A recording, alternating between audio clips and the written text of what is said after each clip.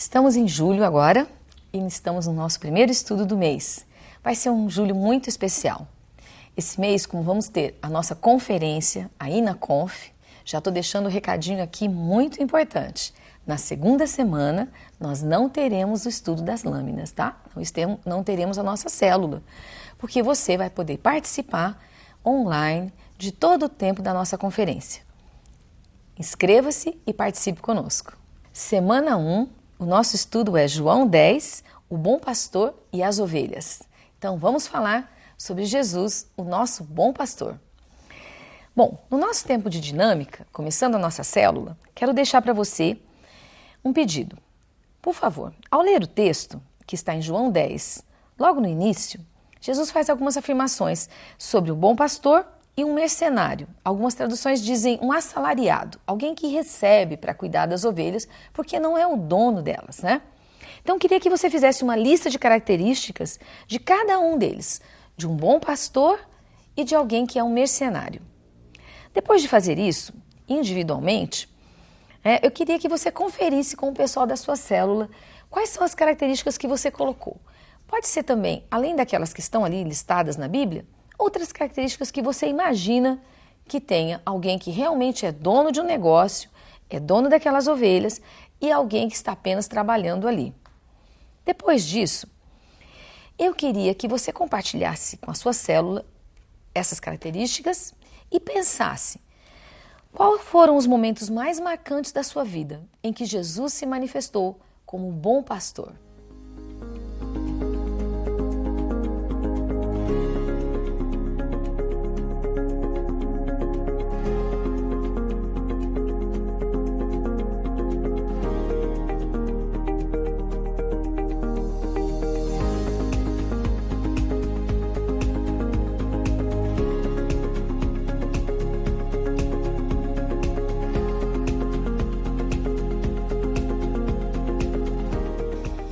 Vamos para a nossa reflexão. João capítulo 10, do versículo 1 ao 30, e eu quero ler com você. Eu lhes asseguro que aquele que não entra no aprisco das ovelhas pela porta, mas sobe por outro lugar, é ladrão e assaltante. Aquele que entra pela porta é o pastor das ovelhas. O porteiro abre-lhe a porta e as ovelhas ouvem a sua voz. Ele as chama pelo nome e as leva para fora. Depois de conduzir para fora todas as suas ovelhas, vai adiante delas e estas o seguem, porque conhecem a sua voz. Mas nunca seguirão um estranho. Na verdade, fugirão dele, porque não reconhecem a voz de estranhos. Jesus usou essa comparação, mas eles não compreenderam o que lhes estava falando. Então Jesus afirmou de novo: digo-lhes a verdade, eu sou a porta das ovelhas. Todos os que vieram antes de mim eram ladrões e assaltantes, mas as ovelhas não os ouviram. Eu sou a porta, quem entra por mim será salvo. Entrará e sairá e encontrará pastagem. O ladrão vem apenas para roubar, matar e destruir. Eu vim para que tenham vida, e vida plenamente. Eu sou o bom pastor. O bom pastor dá vida pelas ovelhas. O assalariado não é pastor, a quem as ovelhas pertencem. Assim, quando vê um lobo que vem, abandona as ovelhas e foge. Então o lobo ataca o rebanho e o dispersa. Ele foge porque é assalariado e não se importa com as ovelhas. Eu sou o bom pastor. Conheço as minhas ovelhas e elas me conhecem. Assim como o Pai me conhece e eu conheço o Pai e dou a minha vida pelas ovelhas. Tenho outras ovelhas que não são deste aprisco e é necessário que eu as conduza também. Elas ouvirão a minha voz e haverá um só rebanho e um só pastor. Por isso é que meu Pai me ama, porque eu dou a minha vida para retomá-la. Ninguém a tira de mim, mas eu a dou por minha espontânea vontade. Tenho autoridade para dá-la e para retomá-la. Esta ordem recebi de meu Pai. Diante dessas palavras, os judeus ficaram outra vez divididos. Muitos deles diziam: ele está endemoniado e enlouqueceu, por que ouvi-lo? Mas outros diziam: estas palavras não são de um endemoniado. Pode um demônio abrir os olhos dos cegos? Celebrava-se a festa da dedicação em Jerusalém. Era inverno e Jesus estava no templo, caminhando pelo pórtico de Salomão. Os judeus reuniram-se ao redor dele e perguntaram: até quando nos deixará em suspense? Se você é o Cristo, diga-nos abertamente. Jesus respondeu: Eu já lhes disse, mas vocês não creem. As obras que eu realizo em nome do meu Pai falam por mim. Mas vocês não creem, porque não são minhas ovelhas. As minhas ovelhas ouvem a minha voz, e eu as conheço e elas me seguem. Eu dou a vida eterna, e elas jamais perecerão. Ninguém as poderá arrancar da minha mão. Meu Pai que as deu para mim é maior do que todos. Ninguém as pode arrancar da mão do meu Pai. Eu e o Pai somos um. Amém. Queria convidar você a fazer uma oração nesse instante e a abençoar esse tempo que você vai receber da palavra, para que o coração seja um coração aberto, para que o seu coração possa receber tudo que Deus tem para você. Amém?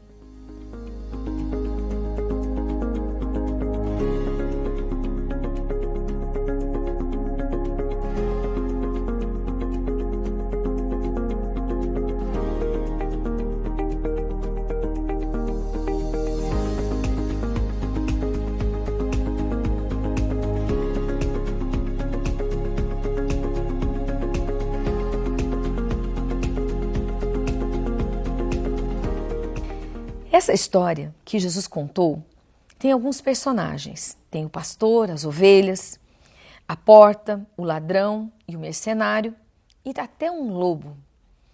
Eu gostaria que você, com a sua célula, identificasse cada um deles. Quando você pensa em cada um deles, a quem se refere?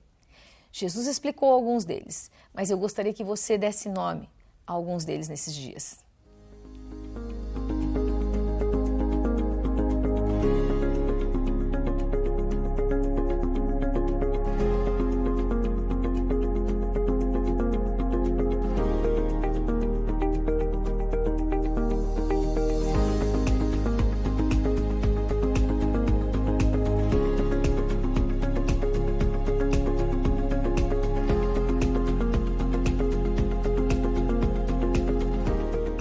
É muito interessante que ao explicar essa história, Jesus se coloca como dois personagens, a própria porta e o bom pastor.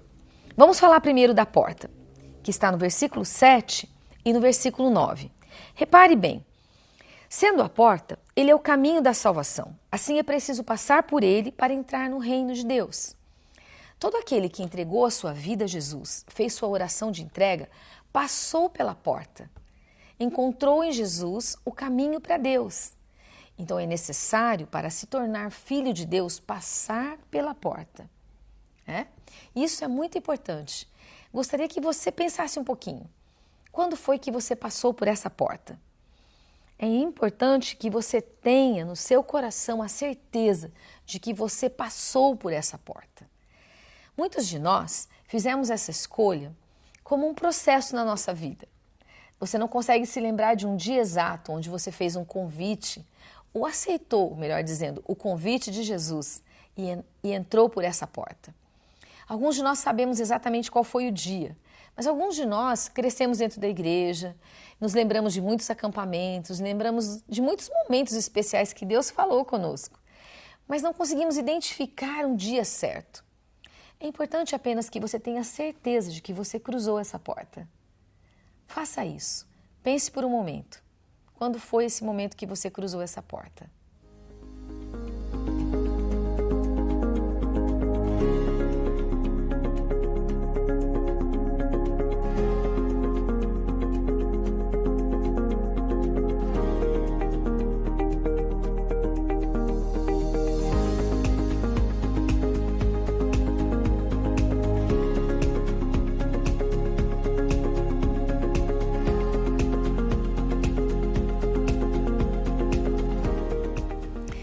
Quero deixar para você mais uma questão.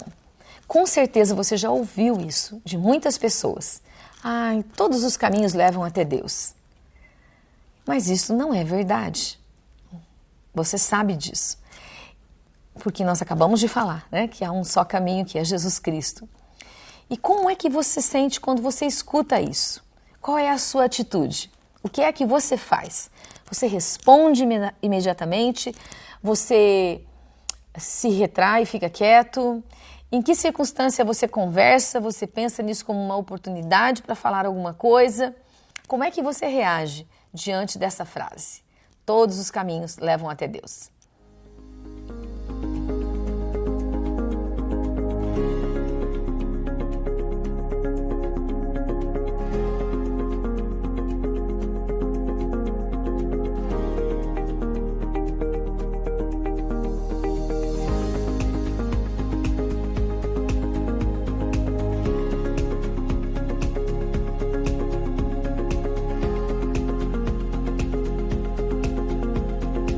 segundo aspecto da nossa parábola é o bom pastor, que está no versículo 11 e no versículo 14.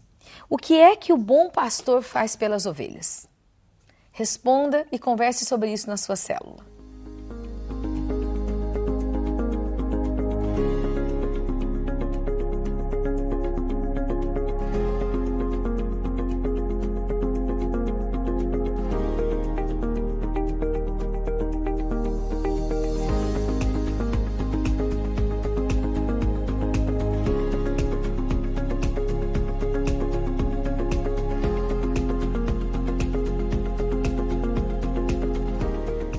Depois de conversar, eu quero finalizar com você. Talvez você levante até mais coisas do que essas que eu vou colocar aqui. Mas 3 coisas importantes um bom pastor faz. A primeira, ele guia as suas ovelhas pela sua voz. Conhecer a voz do Senhor requer intimidade. Por exemplo, quando alguém vai chegando na sua casa e abre a porta, e mesmo que você não esteja exatamente ali, você está na cozinha, está em outro cômodo, mas você conhece a voz daquela pessoa que entrou e falou: "Oi, tudo bem? Estou chegando." Você conhece a voz daquela pessoa porque você tem relacionamento, você tem intimidade. Você é amigo dessa pessoa, então a voz dela é familiar para você. Assim mesmo como um bebê que vai nascendo, né? Que ao nascer, ele conhece a voz da sua mãe, conhece a voz do seu pai e muitas vezes ele reage com uma voz estranha, porque ele não aceita aquela voz. Então, quando a gente tem um relacionamento profundo com Deus, nós passamos a conhecer a voz de Deus. Percebemos como é que o Espírito Santo fala conosco, como é que Ele está nos guiando, como é que Ele está nos dirigindo a cada passo que nós estamos vivendo ou passando. E é muito interessante, esses dias, no final de semana, nós assistimos um filme que se chama Harriet. É a história de uma mulher que ajudou na libertação de muitos escravos nos Estados Unidos. Se você tiver oportunidade, é um bom filme para você assistir. E olha só, ela ouvia a voz de Deus. O Espírito Santo falava com ela. E era muito interessante, porque era às vezes através de imagens e era através de momentos especiais. Como é que o Espírito Santo fala com você? Como é que você discerne a voz de Deus?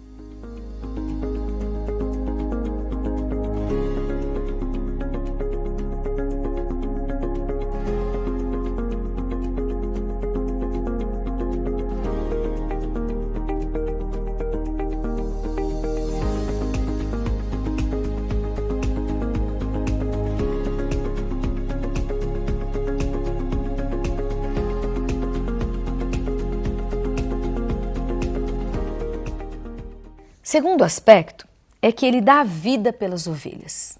Isso é muito importante. Alguém que apenas trabalha, que recebe o seu salário, não vai cuidar daquilo com o mesmo coração, porque não lhe pertence. Mas se alguma coisa é tirada, que é sua, você realmente luta por aquilo. Nós lutamos pelos nossos filhos, quando nós sentimos que estamos sendo roubados, que alguém está roubando os nossos filhos, tirando a vida deles, da nossa convivência, da família. Nós lutamos por coisas importantes por nós. Então, eu queria que você pensasse. No versículo 28, Jesus explica que Ele mesmo escolheu dar a vida pelas ovelhas. Ou seja, não foi por outras pessoas, não foi por pressão, né, dos homens daqueles dias, não foi mesmo pelo diabo. Ele fez uma escolha de doar a própria vida por nós, pelas suas ovelhas. E hoje, nós não precisamos doar a nossa vida por salvação, porque Jesus já doou a sua vida por nós. Mas muitos de nós estamos dando a nossa vida, entregando tudo que temos e somos, por coisas que não é Jesus, que não é o reino de Deus, que não vale a pena. Somente dê a sua vida por aquilo que realmente vale a pena. E por fim, quero fechar com você o último aspecto. É que este bom pastor diz que tem ovelhas em um outro aprisco. Não apenas as ovelhas que ele conhecia ali naquele instante, que eram os judeus, que era o povo de Deus conhecido, ele já está fazendo uma referência para nós gentios, para aqueles que não faziam parte dos judeus. Jesus já estava apontando para você. Jesus já estava apontando para cada um de nós. Como bom pastor, ele sabia que um dia iria reunir dois grupos. O grupo dos judeus e o grupo daqueles que encontrariam Jesus, os gentios. Que coisa linda, que coisa maravilhosa. Isso se concretizou. E agora nós somos o povo de Deus. E sabe que no Senhor não há raça, não há macho ou fêmea, né? Não há nenhuma distinção. Somos todos um no Senhor. Desfrute disso nessa vida, meu amado, né? Então vamos para a parte final. Agora eu estou a partir do versículo 19 ao versículo 21. Diante da incredulidade dos judeus, que impediam que eles discernissem a voz de Deus através da vida de Jesus, alguns deles começaram a acusar Jesus de estar endemoniado, de estar louco, né? E perceba como o diabo usa toda aquela situação, como o diabo vem manipulando tudo aquilo, né, que era a verdade, usando aqueles homens para dizer que Jesus estava louco ou endemoniado. Será que você já enfrentou isso? Em algum momento que você foi tentar falar de Deus, alguém disse para você que você estava louco?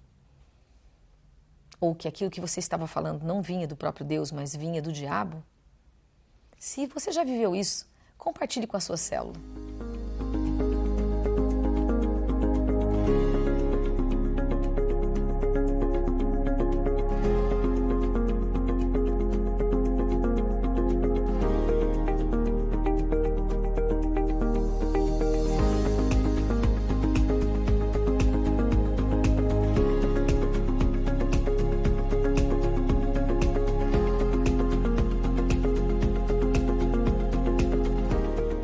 Agora estamos na nossa aplicação. Vamos tirar um tempinho para você pensar comigo. Você se sente bem cuidado por Deus? Saiba que Ele quer cuidar de você. Ele quer amar a sua vida. Ele usa o corpo de Cristo, Ele usa a palavra de Deus e através do seu Espírito, Ele mesmo cuida de você. Então eu queria deixar com vocês nessa aplicação a leitura do Salmo 23. Queria que você lesse o Salmo 23 e que você orasse para que o Senhor trouxesse a você a certeza, a confiança, a vivência de que Ele cuida da sua vida, mesmo quando você passa pelos difíceis vales da sombra e da morte. Estamos finalizando então, quero que você ore agradecendo pelo bom pastor que cuida da sua vida. Ore com a sua célula.